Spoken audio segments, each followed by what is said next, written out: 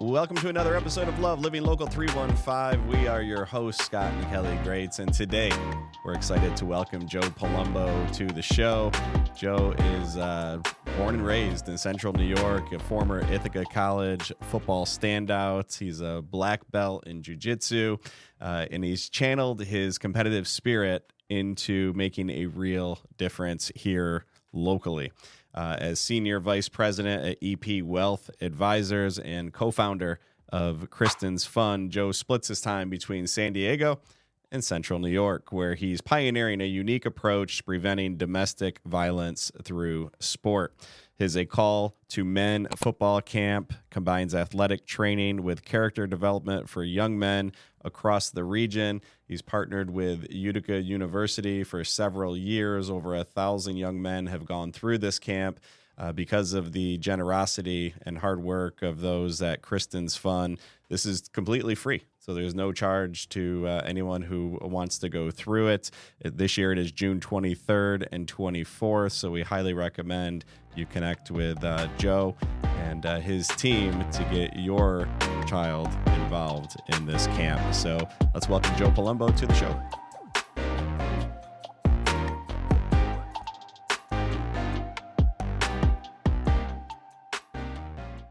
All right, my God, there's a whole bag. Let's start with the super hard question right out of the gate. So I'm looking at notes here. National championship, football player, Ithaca, go Bombers, successful financial advisor, nonprofit, founder, father, husband. Who is Joe Palumbo? He's all those things. He's all those things. Smaller parts now than they used to be, but yeah, I'd say primarily the father and the husband part, obviously, and then try to take on what I can to help move the needle a little bit, especially with Kristin's Fund, obviously, but try to stay focused on the most important things and then fit in whatever I can. But I think I wrote down too, just how do I make an impact? That's kind of what I'm always looking to do, whether it's through my work, with my family, walking around town or getting coffee. I try to put a smile on people's face. So I think people would say that about me if you ask who I am. Like, Joe's a happy-go-lucky guy, likes to keep people high in spirits and with a smile on their face. Yeah. Well, it helps that you're always smiling. Yeah, I was going to say that. And I forgot black belt. That was supposed to be on the list. You're a black belt as well. Yeah. So don't try to mess with him, Kel. No. I wouldn't. Are you kidding me? So tell us a little bit about Kristin and Kristin's Fund and the mission. How far do you want to go back? The whole story? Up to you. Okay. Well, yeah, I guess we probably should. Kristin's Fund goes back to when my sister passed away from a domestic violence incident. Her and her husband passed away in that same incident, 2009, September 28th. Obviously, a devastating moment for us, for the family, for the community. Mm-hmm. I had no idea at the time that it had this ripple effect throughout the local community, throughout New York State. People, later on told us they heard about it and how it affected them. So, that was a key moment in life, a tough one, obviously, a tragic one. But going back to who I am, I'm the type of person that if there's a challenge, if there's a punch to the gut, there's a reaction, and there's only one reaction in my mind, and that's move forward. Make the best out of that situation, no matter how difficult. So after that, my sister Gina spearheaded getting something started. We didn't know what, but we wanted to make a change in the community and an impact so that families didn't have to go through what we went through. How do we do that? That was the question. Mm-hmm. All right, where do we begin? We're just a few people here in the community trying to come up with an idea that will have a really big impact in eliminating domestic violence and especially fatal domestic violence incidents. So Gina partnered with the YWCA at the time, who's a domestic violence service provider for Oneida County, and they came up with some ideas on how to do it. And then from there, it just kind of grew as ideas came along, and we formed our organization, Kristin's Fund, nonprofit, and then partnered with the YWCA a couple times. And then we just kind of put some thought into it. Okay, what is the next step, and how are we really going to make this impact in the community to make families stronger, to make the community safer, and then just grow the community in strength through that. And that's where the football camp kind of came into my mind as the only male in the organization. And with my background, I thought, how do I reach kids and get the message across to them at the right age? 20 is too late probably. So if Exactly. you're learning the wrong lessons or you don't learn them early enough, the cycle continues. So there was a few connections that I had made that kind of popped that idea into my head along the way. And that's kind of how it all got started. Yeah, that's brilliant. It is. It's a great message, not only for boys, obviously, that love football, and that's what they're thinking about, but to tie it into what a healthy relationship looks like and certain things like that. That's huge that you're doing it at such a young age. How early do you reach kids in their journey? Like, are you doing work at the elementary school level? We have done some programs. So the other partnership we had was with Catholic Charities here in Herkimer County, and they're the domestic violence service provider here. So what we did, I think it was maybe our first initiative. We funded through our fundraising.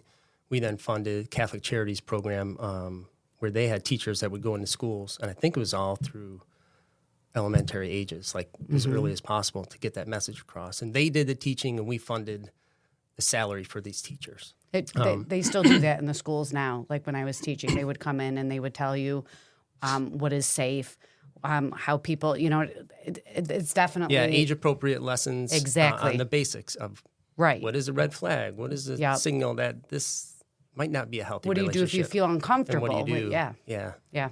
So I think that was our initial big initiative that we came out of the gate. We were introduced to some folks at Catholic Charities. So that was our first thing I think that we really funded on an annual basis. How difficult is it? I mean, because this is a lot of it's learned behavior, right? So there's that cycle that we talk about where kids are experiencing it, seeing it at home. How do you get to those kids to help them break the cycle? Because it's scary for them, right? I mean, it's their home. And to go against what they're seeing is not easy. Not easy at all. And I had no idea until, what I learned. I read some books, I did some counseling, did some volunteering. So I had no idea. And I think most people don't have any idea of how common it is for kids to grow up in an abusive household.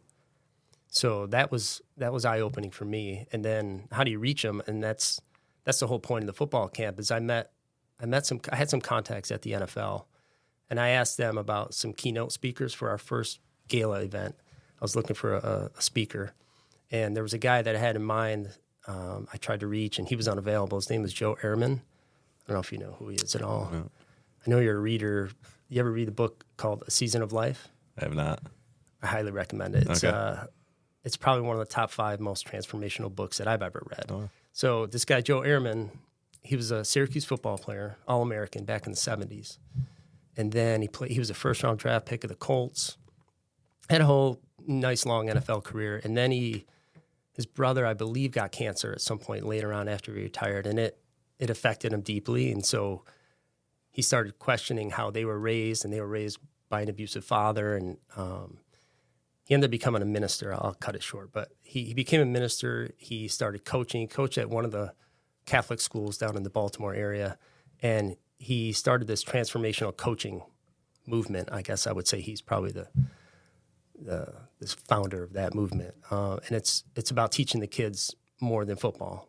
Some coaches in any sport, I should say, it's either transactional, like there's a coach who's like, we're going to win, we're going to fight, we're going to win. It's all about winning and losing. And Joe Ehrman, after everything he learned about his life, he learned that it's not, if you're a coach, it's much more about teaching the kids life lessons along the way and how to be, in our case, respectful young men. Yeah. So he focused on teaching that. Anyways, the long story short is I tried to get Joe Ehrman as our speaker, and my NFL contact said he's not available. But you should check out this guy, Tony Porter, he runs this organization called A Call to Men. Very similar message. That's all they focus on is raising men to be respectful and to grow up in a healthy relationship. So I reached out to Tony Porter. We got Tony as our keynote speaker for our first gala. And the more I got to know him, he told me they were doing football camps. I think it was down in Georgia, with the intent on getting that message across to kids at football. Because coaches, as we all know, can be someone that the kids look up to more than their parents, Sure. more than anyone else in their community. The coaches, if the coaches are getting this message across, a lot of the kids are going to listen because that coach has their attention every single day, hours a day. And so who better than a coach to kind of get this message across? So with that thought, I said, okay, football can be the way I make my impact with Kristin's Fund. Let's do football camps. Let's partner with the Call to Men, and let's get that message across to kids as early. We start, I think we invite 6th graders, so like 12 years old up through seniors in high school. Yeah. It's so funny. We were just talking about this. I can't remember in what capacity, but teacher development days and these leadership workshops that the teachers go through. But there's a lot of coaches that aren't teachers, right? At the school level. And, I was saying that I think the coaches need to go through these even more so than the teachers. Now I'm just speaking through my lens, but those were my idols, heroes, right, wrong, or indifferent, right? Exactly. When I was a kid, it was like, hey, I'd literally run through a wall for a coach, and a teacher is like, meh. But yeah, it's so powerful. A true leader is someone who can create other leaders. And, that's what you and your team and the coaches you're working with are doing. So let's talk about it. So it's a Call to Men football camp.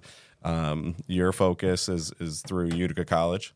Yep. And this year it's June 23rd and 24th, Monday and Tuesday evening. All right. So you talk about it being a one-of-a-kind in Central New York experience. So what makes it unique?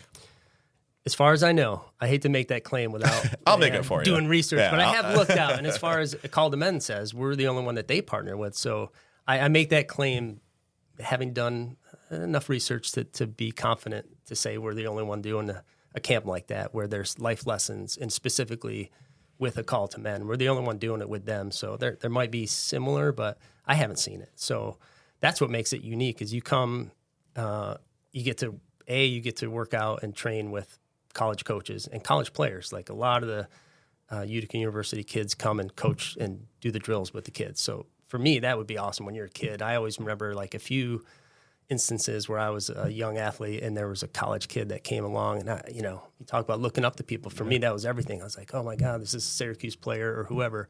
And then you get to go do those drills with them and have fun for 2 days. That makes an impact in itself. But then we're the only ones doing the lessons along with football. So you get that great football experience at a university level with university coaches and players. And then you get the same coaches. These are the same trainers with the Call to Men, by the way, that do your training for the NFL, I think the NBA, the NHL, and the armed services. So you're getting A-level trainers with A-level lessons, and then you're getting this college football experience that's pretty unique as well. So that's why I make the claim that I think we're the only one, at least in Central New York and maybe throughout New York State. Yeah. How much of it? And it's free. So okay. I was just going to ask that. And So it's the free. people. So that also makes it unique is that you literally just show up with shoes and that's all you have to do. That's awesome. Yeah. You started doing this what year? 2017. Okay. Yeah. And there's usually about 250, 300 kids. Well, on the high year, there was that. I think COVID put a little damper on it too. And I think the proliferation of year-round sports also takes some kids out. Everyone's doing their travel teams and stuff. But yeah, I think we've had at least 100 kids every year. So I think in total, we've probably had at least 1,000 kids come through. Yeah. That's awesome. Even That's if some amazing. of them are repeat, which a lot of them are. Yeah. Yeah. So now let's talk about the gala. Yeah. We haven't had one in a while. COVID kind of, we had a disco event last year. You did the disco, yeah. I wouldn't call it a gala. That was more of a fun, let's celebrate, let's try to raise some money in a different way, which was a lot of fun. We probably will get back to doing a gala at some point. I don't know if we don't have any specific plans, but they were a big success. We are still running off the funds that we made in those first 3 years at the galas because we had such great attendance and such overwhelming generosity from our donors and sponsors. So we should and we will get back to that at some point, but we don't have the plan yet. We went, So and it was much. awesome. I just put it out there now, so it's out there. Yeah. It's sure so my much sister's work. going to call me later and So say, much work. are we doing a gala? I didn't mean to put you on the spot. No, but you're we right. We I did get asked. go, She did mean and to we do it. had so much fun. It I get asked was about awesome. and So we should, and we will. yeah. Yeah. How do people get involved as donors? Obviously you've got the fundraising events, but what else are you guys doing? Yeah, we we haven't done much on the active fundraising events, but we always have donations available on our website, and we get consistent donations, whether we're advertising for it, asking for it, but people have consistently throughout the 7 or 8 years it's been now, like just donations randomly coming in from all over too, by the way. That first year we put the website up, I think we got donations from all over the country. And it was through people we knew or friends of friends or whoever it may be. But yeah, when you see the data on where it came from, it was pretty interesting to say, oh my gosh, it's not just central New York. It's not the Mohawk Valley, New York State. It's obviously California, but I mean, literally people from every corner of the country have donated through our website. So that's been probably the easiest way to do it. And we do like Giving Day and stuff like that, domestic violence awareness month. We do some advertising and some stuff like that too. So if anybody's listening and they're golfing in our golf outing and they don't know a charity or nonprofit that they would like to donate to, this would be an awesome one to select. So that's why I asked that. Good job. Thanks. Let's talk about the hardest, perhaps, thing to measure, right? When it comes to, I hate to use the term ROI, but just making a difference, right? You talk about impact, making a difference. How do you know? Right? What success stories do you have? What measures are you looking at to know, like, hey, this thing's working, we're making a difference? And that's a great question because I talk about this often. But when you're talking about eliminating an event or an incident, how do you measure stuff that doesn't happen? Right. So it's hard to measure it that way. But the only way I measure what we're doing and making an impact is by the comments and the feedback that I get from the kids that come through, and from the parents or grandparents or whoever are sending their kids to the camp. And that, to me, it keeps me coming back every single year because it gets it's work, it's time, but I hear from the kids and I hear from the parents that come through on what an impact it makes. I think about it as sometimes I go, it's just a football camp and it's this, but the feedback that I've gotten would blow your mind on what it's done for some of the kids and some of the kids that I've taken to the football games as their award prize. I could tell you a couple of stories. One, if you don't mind, this one is probably the most telling, and I might get emotional. So I think it was first or second year we did the camp. I picked 2 kids every year that are our game changer award winners. Floyd, we named it after Floyd Little, the Hall of Fame football player at Syracuse, because he was a donor and he was at our galas and he was a friend of Kristin's fund. So we named it after Floyd.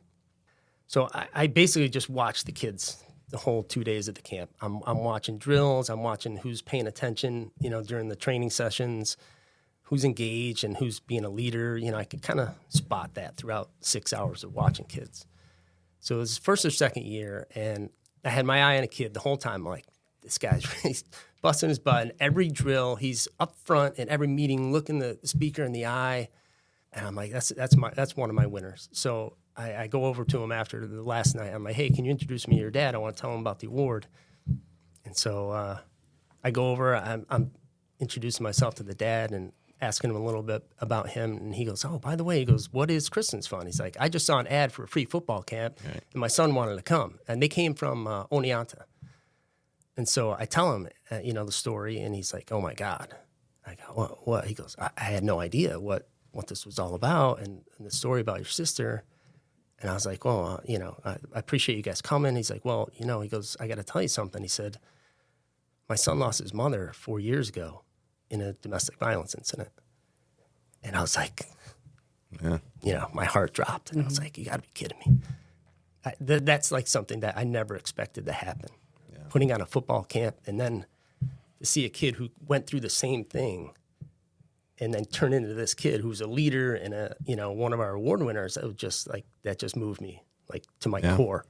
So that, and there's dozens of others, but that's the measurement for me. It's like seeing a kid come in, not only just come, but then be the leader that we're hoping to create by putting these on. So that's my measurement.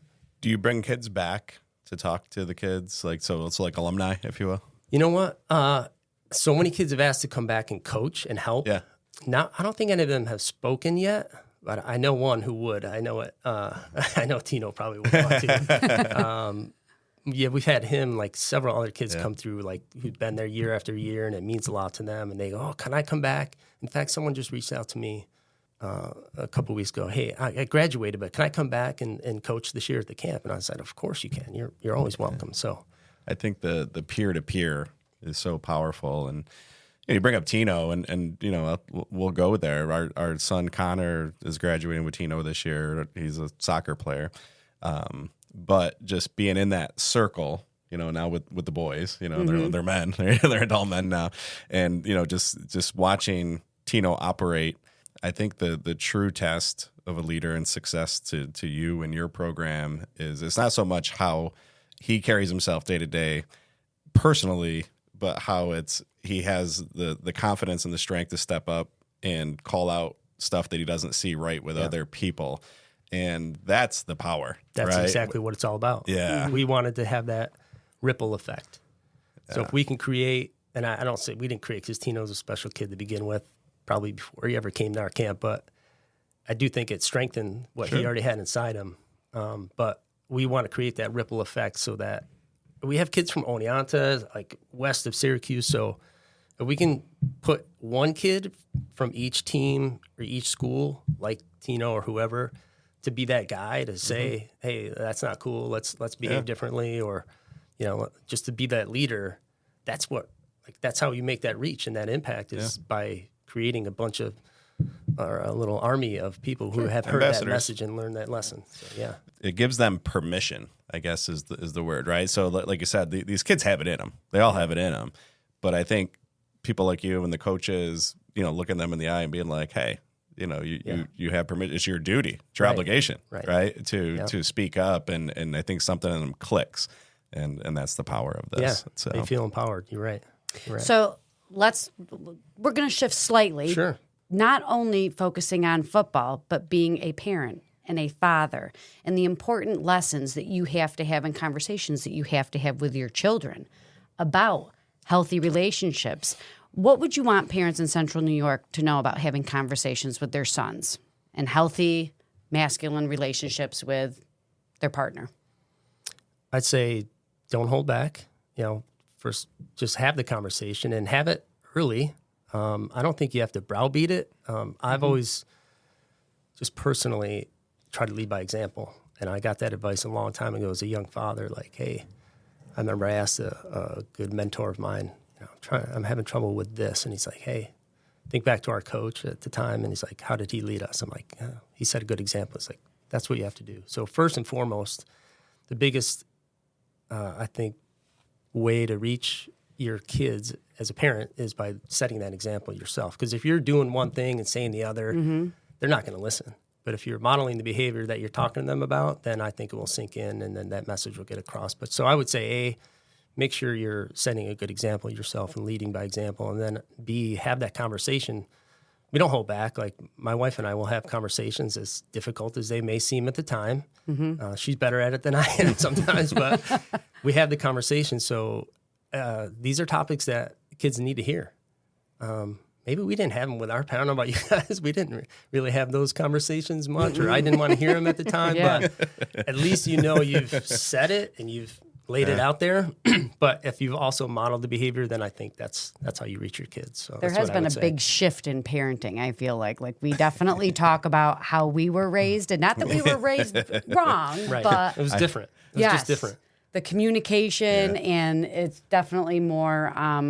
I can count on 0 fingers the number of deep conversations I had with my father. Probably, yeah, exactly. A series of grunts and generational thing. I know. And again, I wouldn't listen even if he was trying to sit me down. I probably was too fidgety and you're thinking about what you were going to do after you were done having the conversation with him. But you got to try. You have to sit down and have the conversation. Whether they take it in, they might not at that point either. I'm learning that too. Is that things I've been telling them for years and years. They didn't listen back then, but now where they're at now, my kids are coming back and going, "Oh, that thing you talked to me about, I get it now." Back to what you were saying too about a coach too, because like I could tell Jenna something like coming off the field, or even Connor coming from me, they probably don't even hear it, and then all of a sudden the coach will say the same thing. She's like, "Oh my God, Mom, he said the same thing." I'm like, "See." So third party validation. It's and huge. that's why it's so important to be active in not just sports, but just clubs and, or musical, just something where you're part of a team and you get that camaraderie and you have that adult leader. You mentioned the teacher thing and the coach thing. You never know who that person is going to be that strikes the chord. It could be one single science teacher, whoever it is, but usually there's somebody that comes along. For me, anyways, there's always somebody, I think for just about everybody, that just resonates with you. And it's sometimes it's not your parents, but somebody will say something to you that will resonate, and you just never know who it's going to be. So I think you're right. Put them in front of good people that are leaders in different organizations, and one of them is gonna strike the chord. All right, let's go to a place that might get you in trouble. It's a call to men, right? Yeah. And we alluded to how we grew up, and our parents were probably too far to the other side, right? Just toughen it up, and if you're not tough, you're a sissy, and rub dirt on it. That's what Joe Ehrman's book is all about. Okay, all right, I'm definitely gonna check it out. Yeah, and so we needed to correct that, but there are times, admittedly, that I'm like, I feel like we're going too far the other way. So do you get pushback, or the whole just focusing on men, right, and a man's role, responsibility? Like it's almost like, do you get shade for going there when we're in this time where everything society tells us everything's equal? Yeah. The answer is I haven't. No one's given me any pushback or, questioned why it's a call to men or why it's. We have had girls come through the camp, though. So I don't think we specify it. I would never turn someone away, sure. A girl that wants to come. We've had several. But the whole reason for doing this with a call to men and getting this message across this goes back to Tony Porter's message, is that men are the perpetrators of domestic violence. I'm going to botch the statistics. A lot more than 95%, maybe 90, 95%. So if you want to reduce that number or eliminate it, you have to focus get to the on boys the and the men. demographic. Yeah. Because we're the majority of perpetrators in domestic violence incidents. So I'm sure there would be a question about why we focus on that way, but that's the answer. As if we really want to make an impact and reduce the incidence of domestic violence, we have to reach the boys because they're the ones committing most of the abusive situations. So you got to look at the data, and that's where the data is, for sure. I've definitely thought about expanding or doing different sports and getting the message to girls too, maybe in a different way or through a different organization, but from the get-go, it was, okay, let's reduce domestic violence. Let's raise a new generation of boys into men who will never commit an act of domestic violence or abuse. So that's why we focus on the boys, and the message is about becoming respectful men. Yeah. Well, listen, I'm all for it. Yeah. It's needed. Yeah. A lot of the kids, by the way, too, again, going back to what I hear from the parents, and I've had single mothers, single grandmothers. A lot of the boys that come through are raised either without a father in the household, or it was a bad situation with the father to begin with. So mothers and grandmothers have come up to me, coaches. One of the coaches is a Herkimer police officer. He brought a whole busload of kids one year, and he's like, Joe, you don't understand how badly this message is needed for boys this age. He's like, thank you for doing it. So to get to that point, it's like, it's needed. There needs to be somebody in their lives that is giving them the right message. All right, let's go beyond. We can talk to you forever. I got a million questions, but we're at 30 minutes. Let's go beyond Central New York. So is the big vision for this, is it to keep it here? Is it to expand it? What's the future? Right now, it's definitely going to be here. I've thought about doing one out west, but frankly, having Blaze, Coach Fagiano, and the coaches who are like, the minute I brought it up, by the way, I got to give Blaze a lot of credit too, because the minute I brought it up to him and needing help and asking for his help, it was like done. You know why? He's an Ithaca guy. That's right. Of course. Yeah, we were teammates. We're brothers. He's not going to say no to me. I also bought him and his staff a nice steak dinner at the coaches convention. I popped the question, so to speak, over some nice steaks. So it was difficult to say no, but it was a blink of an eye. Like, absolutely, Joe, we'll do whatever you need. And I was like, well, I don't know how to run a football camp. So can you guys do that part of it? Yes, we will. And then we had cooperation with the school itself too, letting us use the facilities and all that stuff. So, yeah. This area supports mission like this. And that's one thing. That's one of the reasons that we are here doing this show, because the mission and the hope that people that live in this area is they want to give back and they want to support local and they want to help others. 100%. Yeah. So I think you're right with keeping this here. Yeah. And hopefully it will draw people from even further away here for this. Yeah. For sure. It has. Like I said, I didn't think we'd get kids from as far as we have. That's a pretty good swath. Central New York.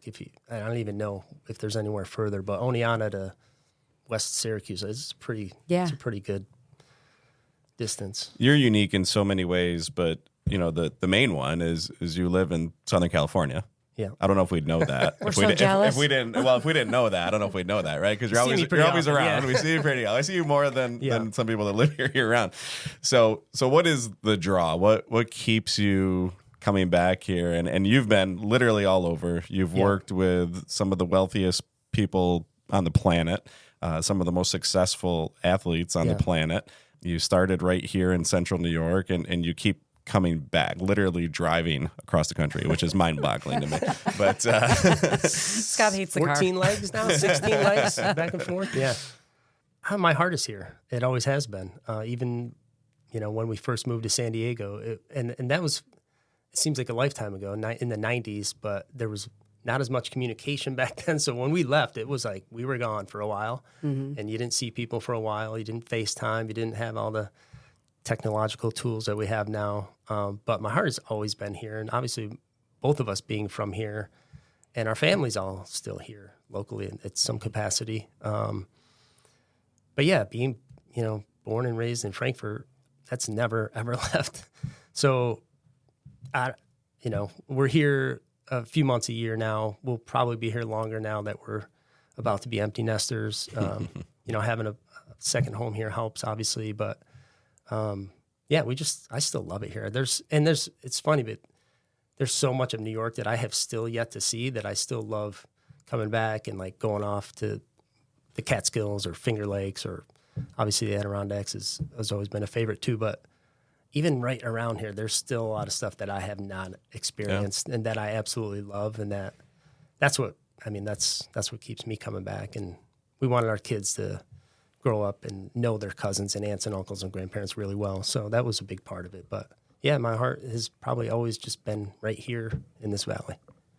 You're probably a pioneer of, before it was LD, lifestyle design, right? You're one of the OGs there. How do you create a lifestyle that allows you to have freedom, flexibility, but still do meaningful work like you're doing? Funny you say that, because I've actually been a remote worker since my son was born. I worked from home when my son was born 22 years ago. So it became a new thing, but I've actually been doing it for a long time, just because that's the essence of my job, is basically all on the phone and on my computer. So I've been lucky in that regard. But just keeping priorities. Obviously, there's always business that has to be done, and making sure that I get that business done and the work done. And then, going down the line, priority 1, priority 2, priority 3, and then making sure that stuff all gets done before the cross-country trip or whatever else comes up, or even during the trip. There's a lot of stops I have to make. I have to find internet signal sometimes. Going to have to get Starlink this year, I think. But that's just it, prioritizing things and making sure that the most important thing has to get done, it gets done. And then you can have, some experience or some fun and add things on to what you're already doing.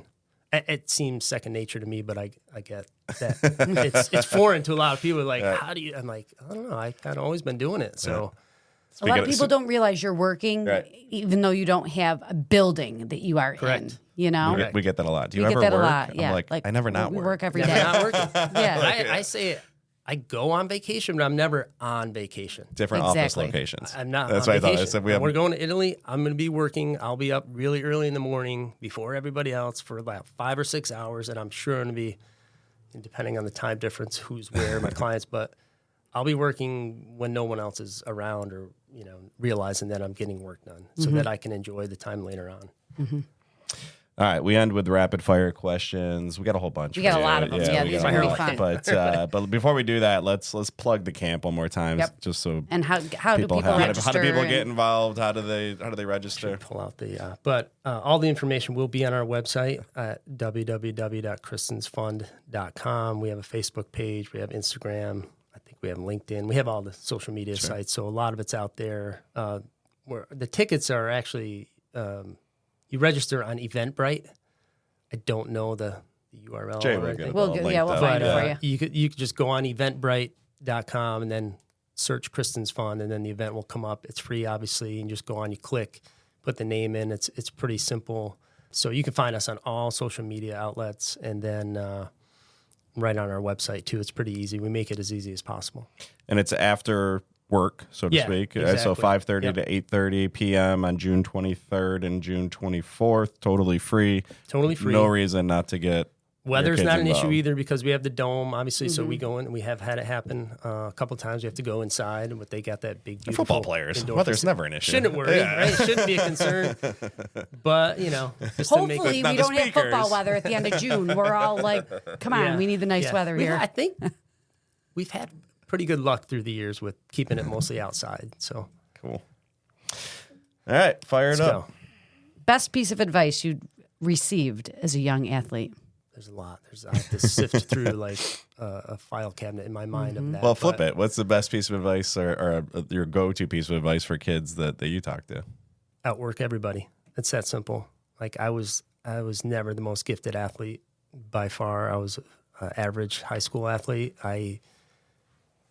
In my mind, at least, I look back and think I outworked everybody to make a college football team and to play and to do things that I did in college and then afterwards. So you have to just make it non-negotiable that you have to outwork everybody unquestionably. There's no other way to get ahead of it unless you're somehow a supremely talented person. But even that ends at some point, and other people will bypass you. So you have to put more time in and outwork everybody else around you if you want to have the level of success that you dream about. So that's the best thing, and it's a simple thing. But my coach used to say, if you want to run, you have to run. If you want to lift, you have to actually lift. So you have to do those things. It doesn't happen by itself. So you have to spend that time doing the things that will make you better. They clearly teach that at Ithaca because that's a Todd Robbins piece of advice too. He says, just keep showing up. Just keep showing up. He goes, if you keep showing up every day, he goes, eventually you're the only one showing up. Yeah, that's what I told. And the attrition is fun too. Like you think, you show up and there's 100 kids there and some are all state and some are this or that. And then at the end of training camp, 25% are gone because they just couldn't cut it. Yeah. And then a couple fail out. So I partly lasted because of attrition, and then the other stuff, caught up later. But I think you're 100% right. If you just show up consistently. What grade were you in during the 91 national championship season at Ithaca? Sophomore year. You were a sophomore. What was your favorite memory from that season? I would have to go back to I think we had lost one game, and we had a early schedule that we called our gauntlet, and we had to play 2 Division II teams. We played Springfield, we played AIC, American International, and then we played our rival Alfred, which was another tough game every year. But I think we had lost one game, and back then you had to pretty much run the table or one loss or you were not going to make the playoffs. So we were down against AIC, and we'd already lost to Springfield. So we couldn't lose another game or we weren't going to make the playoffs at all. And then we were down by, I believe, 10 with about 4 minutes to go. And I was third string. So I was watching all this, by the way. But it was one of the most magical games I've ever been a part of. We scored 2 touchdowns in the last 4 minutes to come back at this really tough opponent. And that kind of springboarded us out throughout the rest of the year. And I never forget. So if you're familiar with our coach, he was older at the time. I think he was about 64. Butterfield? Coach Butterfield came in the locker room after, and he pretty much had, he teared up, and he was such an emotional, fiery guy, but he's like, he had this deep Maine accent. I'm going to butcher it, but he said, "I'll bloody my knuckles with you guys any day of the week." That was one of the greatest. He was just so fired up, and I remember the tear coming down his eye, and after that big victory, that was in addition to the playoffs and the national championship, but that was early in the year, and that was the turning point of our whole season. Awesome. So that year, that's one of the other one is my only catch that year. was playing St. Lawrence, and we were up big, so I got thrown in at the end of the game, and I had my first catch. It was a simple out route. The special part was, though, that one of my Notre Dame teammates was a linebacker on St. Lawrence, and he came flying into the pile and basically spearheaded me, and I got a concussion on the play. And I remember my eyes being crossed and running back to the huddle, like not knowing where I am, and my eyes went uncrossed. So That was a special part? yeah, then it was my teammate, and I still break his chops about it to this day because out of all the people Thank God you remember it. that I got concussed by, it was by All my right. former teammate. These get easier now. Yeah. We'll go to the easy ones now. Mountains or lake? Mountains. Coaching or playing? Coaching. Only because I'm old now. San Diego beaches or Adirondack summers? Adirondack summers. All right, for life lessons, Brazilian Jiu-Jitsu or football? It's hard because my early years were formed by my football lessons, and my adult years were formed by my jiu-jitsu That's lessons. right. That's a good answer. Well, we can leave it at that. They're both Yeah. equally humbling, and you learn a ton of life lessons by doing each. I can't really pick. One of your go-to restaurants in Central New York when you come home? Oh man, that's a great one. We go to Ventura's pretty much every summer. Go to Tucker's. You know, whatever place he's got. I just was by Beef and Bird yesterday. I was excited to see signs that's up. coming. I know, So right? whatever Tucker's got going, we go to his place. Oh, we go to the Blue Mingo all the time every summer. Oh, that's one a of our good favorite spot, yeah. spots. And the Hawkeye Grill because we're out that way. So Yeah. those are a Never few of eaten ours. at the Hawkeye Grill. We go to Blue Mingo all the time. Had drinks there. Okay. Yeah, Fair. you don't have to eat. It is a nice little ambiance. All right, so maybe you've already given us this one, but one book every young man should read. Yeah, I love A Season of Life. That's a transformational book. I would probably start with that one for a young man. Yeah, that's a good read as a young man, and it's something that will resonate at the right age if you read it when you're young enough. Yeah, I think for a young man, that's probably my go-to. Dream guest speaker for next year's camp. Could be anybody. This year coming up or next year? Next year. I'm You still probably working already to have- No, Oh, I don't. okay. I'm still working on it. I don't want to spoil it because I don't know, but you probably saw that I met Joe Torre recently. Yeah. Oh, that's awesome. Wild way that happened. But Joe, I don't know if you know this, he grew up in an abusive household. That's why he started his foundation. So Safe we at happened to home, meet- right? Yeah, safe at home, and it's not football, obviously, but he's got a great message. He's probably one of the greatest coaches or managers of all time Leaders, in any yeah. sport, and he's a very cordial, gentlemanly person. So I thought he would be perfect no matter when. So I don't know if we could pull it off, but I have already reached out. I believe in you. Yeah. All right, last one. If 16-year-old Joe could see you now, what would surprise him the most? His hair's gone, first of all. Where did it go? It was long and flowing and curly at one point. What happened? I didn't think it would actually happen, but he'd probably be surprised that I am still living here, to be honest, because at that young age, I was already, where are we going to go? What am I going to do after college? And, big dreams of traveling and going out there. But he'd probably be surprised that I still come back here and that, it's just still kind of home. Mm-hmm. Awesome. Well, we're fortunate that you do. Joe Palumbo, Kristin's Fun, A Call to Men football camp coming up end of June. We'll link everything in show notes. Appreciate you carving out some time for us. Thank you guys so you. much. I really appreciate it.